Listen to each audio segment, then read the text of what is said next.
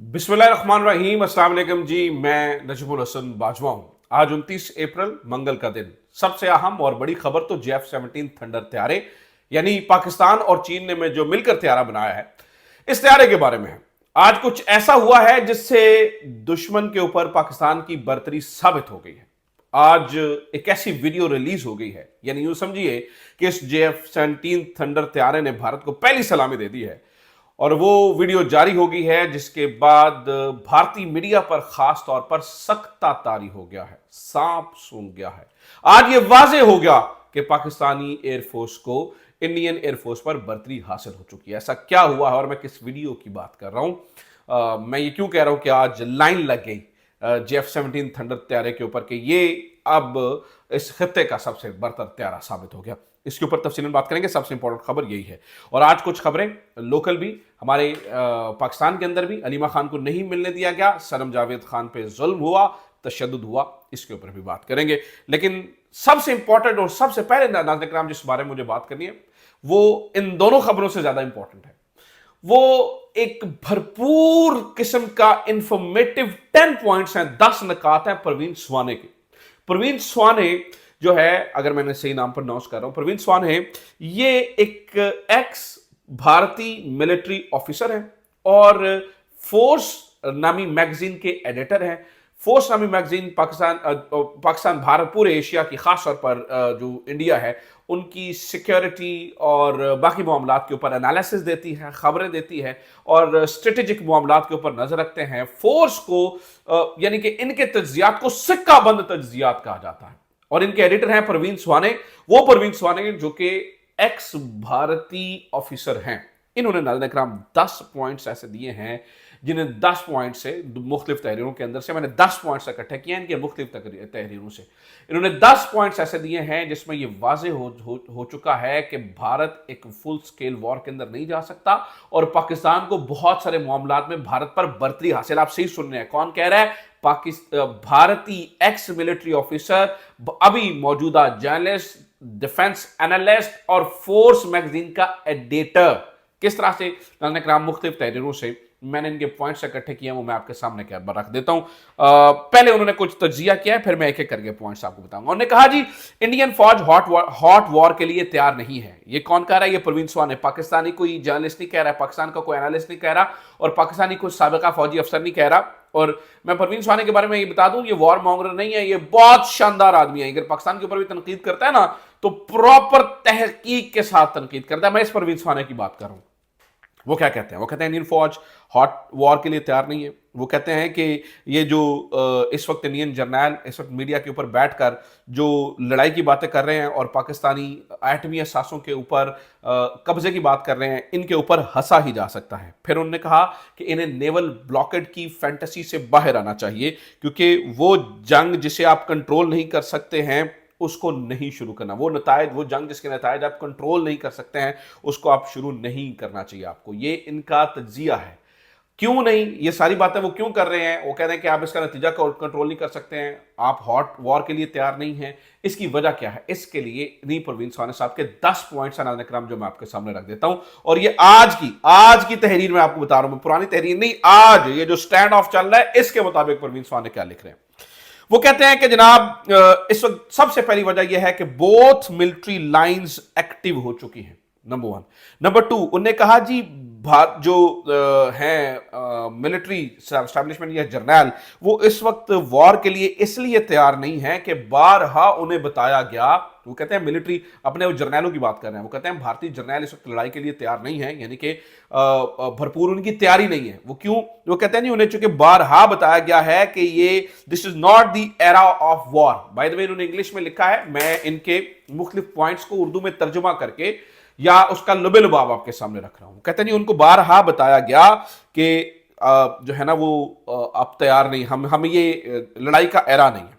Number 3, वो कहते हैं PLA यानी कि पीपल लिबरेशन आर्मी, वो उनकी बगैर नजर आए पाकिस्तान को भरपूर सपोर्ट रहेगी और इतनी सपोर्ट रहेगी कि पाकिस्तान को सप्लाई लाइन का मसला ही नहीं होगा। हथियारों की सप्लाई लाइन की टेंशन लिए बगैर पाकिस्तान लड़ाई में जा सकता है। यह भारतीय एक्स ऑफिसर कह रहा है। और भारतीय जो है ना वो डिफेंस एनालिस्ट स्ट्रेटेजिक मामलात को समझने वाला बंदा कह रहा है और जिसकी बात को सिक्का बंद खसूसियत हासिल है। वो कहता है जी वो ये जो मिलिटरीली एडवांटेज है ये पाकिस्तान के पास है, ये इंडिया के पास ये एडवांटेज नहीं है कि वो बगैर इस बात की टेंशन ये लड़ाई में घुस जाए कि हमारे पास हथियारों की सप्लाई का क्या बनेगा। चाइना पाकिस्तान को भरपूर सप्लाई देगा। फिर उन्होंने कहा ये जो मामला है ना ये अब दो मुल्कों की बात नहीं है, यानी ऐसा नहीं है कि पाकिस्तान और भारत की सिक्योरिटी का मामला नहीं है। वो कहते हैं ये ट्रायंगुलर सिक्योरिटी मैट्रिक्स बन चुका है, यानी कि अगर पाकिस्तान को कुछ होगा तो चीन उसमें मदद के लिए आएगा ही आएगा। वो कह रहे हैं ये ट्रायंगुलर सिक्योरिटी मैट्रिक्स बन चुके हैं। फिर अगली बात सुनिए, उन्होंने कहा जो चौथा पॉइंट है वो सबसे बड़ा सबसे अहम पॉइंट है। वो कहते हैं PAF is better prepared. Pakistan air force ज्यादा अच्छे से प्रिपेयर्ड है क्योंकि वो हॉट वॉर ऑब्वियसली उसके लिए लंबे अरसे से तैयारी कर रहे हैं। आपको पता है पाकिस्तान के अंदर मामलात भी और ये सारी चीजें भी लंबे अरसे से जारी हैं। तो PAF Pakistan air force is better prepared. Number 5 points वो कहते हैं ट्रंप जो है वो इंडिया को सपोर्ट नहीं करेगा इस लड़ाई के अंदर, ट्रंप की जानिब से इंडिया को सपोर्ट नहीं मिलेगी। नंबर 6 के ऊपर वो कहते हैं, मैं मुख्तलिफ पॉइंट्स आपके सामने रख रहा हूं, आपको अंदाजा हो जाए कि जो अगर लड़ाई हुई तो वो लड़ाई भारत क्यों नहीं जीत सकता है, एक फुल स्केल वॉर के अंदर भारत क्यों नहीं जा सकता है। वो कहते हैं नंबर 6 पॉइंट है Russia will remain neutral. Russia इस पूरे मामले के अंदर न्यूट्रल रहेगा। और नंबर 7 इजराइल जो है वो इस वक्त अपने इतने मसलों में घुसा हुआ है, अपनी इतनी प्रॉब्लम है, गजा वार चल रही है, तो इस सब के रहते हुए भारत की उस तरह से सपोर्ट नहीं कर सकेगा। वैसे मैंने 8 पॉइंट्स बता दिए और फिर उन्होंने कहा कि जो सप्लाईज का एडवांटेज है वो होगा। और आखिरी पॉइंट 10वां पॉइंट वो कहते हैं कि ये जो इलेक्ट्रोमैग्नेटिक जो लड़ाई है, यानी कि इसके अंदर जो इलेक्ट्रोमैग्नेटिक वॉरफेयर के अंदर मुख्तलिफ टूल्स इस्तेमाल किए जाते हैं जिससे हैकिंग और जैमिंग और ये सारी चीजें, इनके अंदर चीन बहुत आगे है भारत से और वो मुकम्मल सपोर्ट करेगा पाकिस्तान को और पाकिस्तान का हाथ इसके ऊपर रहेगा। तो लिहाजा भारतीय जर्नैल जो इस वक्त टीवी के ऊपर बैठकर पाकिस्तान के एटमी असासों को हथियाने की बात करते हैं या नेवल ब्लॉकेड की बात करते हैं, परवीन सोने कहते हैं उनके ऊपर सिर्फ हंसा ही जा सकता है, उनकी बात के ऊपर हंसा जा सकता है, इसके अलावा कुछ नहीं कहा जा सकता। तो ये नाज़रीन किराम खबर। दूसरी खबर नाज़रीन किराम इंपॉर्टेंट तरीन है, उसको भी सुन लीजिए। वो मैंने JF-17 थंडर के बारे में आपको बताया कि आज JF-17 आज एक वीडियो रिलीज हुई है, उसने उधम मचा दिया है। ये वीडियो रिलीज की है पाकिस्तान एयरफोर्स ने, PAF ने, और इसके अंदर दिखाए गए हैं जहाज JF-17 थंडर। ये जो वीडियो रिलीज हुई नाज़रीन किराम, इसके अंदर एक खास चीज नजर आई जिसके ऊपर दुनिया की तवज्जो गई। इसके अंदर इस वक्त लगे हुए हैं PL-15 यानी कि ये PL-15 इस वक्त के जदीद तरीन मिसाइल हैं, ऐसे मिसाइल जो कि दुश्मन के ऊपर अपनी बर्तरी साबित कर देते हैं और ये अन्यवा पाकिस्तान में आ चुके हैं। पाकिस्तान के अंदर चीन ने पाकिस्तान को PL-15 दे दिए हैं, ठीक है। और ये PL-15 नाज़रीन किराम ये क्या, नाज़रीन किराम ये R-77 जो कि रशिया का मिसाइल है, या फिर ये जो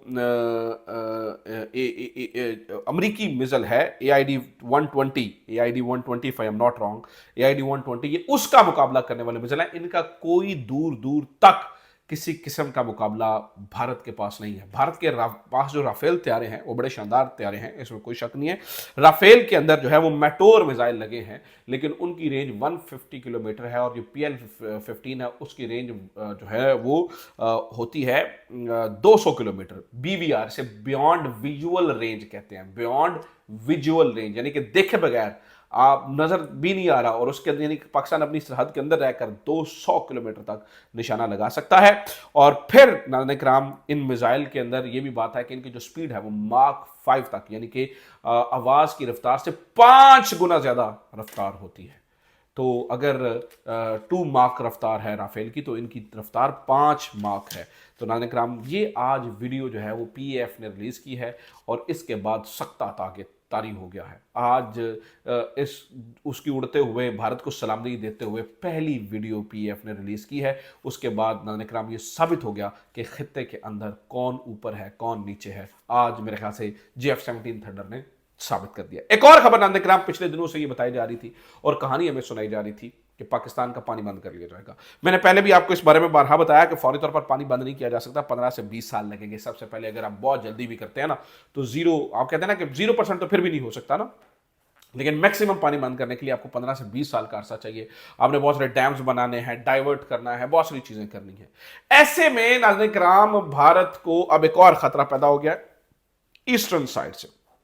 अब जो भारतीय थिंक टैंक्स हैं वो इसके ऊपर सोच रहे हैं कि अगर हम खुदा ना खास्ता यानी कि पाकिस्तान का इंडस वाटर यानी इंडस जो दरिया है उसका पानी बंद कर लेते हैं, ठीक है, और पाकिस्तान की जो दरिया है वो सूख जाते हैं, तो उनने कहा कि ऐसा भी हो सकता है क्योंकि जो चीन है वो ब्रह्मपुत्र दरिया जो कि ईस्टर्न साइड से दाखिल होता है भारत के अंदर, उसकी यानी कि भारत की सरहद से बिल्कुल 30 किलोमीटर दूर एक बहुत बड़ा डैम बना रहा है, जो इस वक्त दुनिया का सबसे बड़ा डैम चीन के अंदर मौजूद है, उससे भी 3 गुना बड़ा इस डैम को बनाया जा रहा है। और ये डैम 60,000 मेगावाट बिजली पैदा कर सकता है।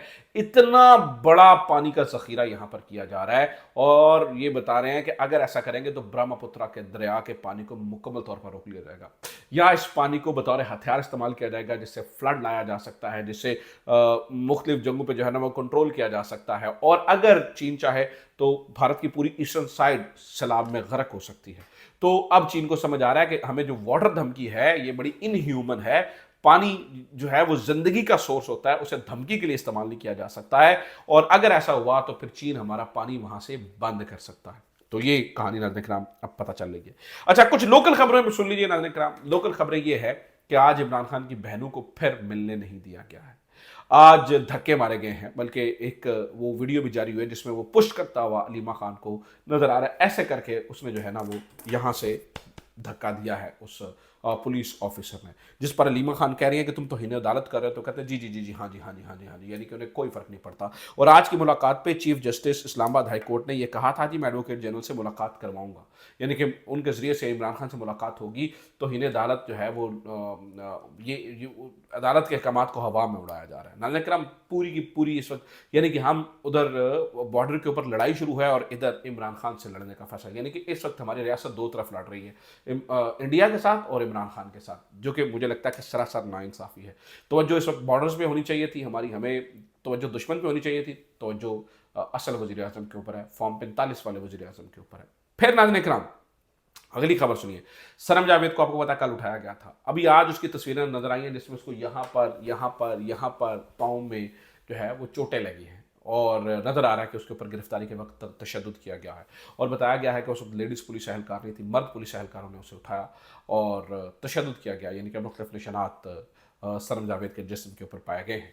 तो नाज़रीन किराम, ये हालात चल रहे हैं, एक तरफ हमारी लड़ाई इंटरनेशनली चल रही है और एक तरफ लोकली देखिए क्या तमाशे लगे हुए हैं। तो ये खबरें, उम्मीद करता हूँ ये वीडियो आपके लिए इन्फॉर्मेटिव रही होगी। अपना ख्याल रखिए, खुदा हाफिज़, पाकिस्तान जिंदाबाद।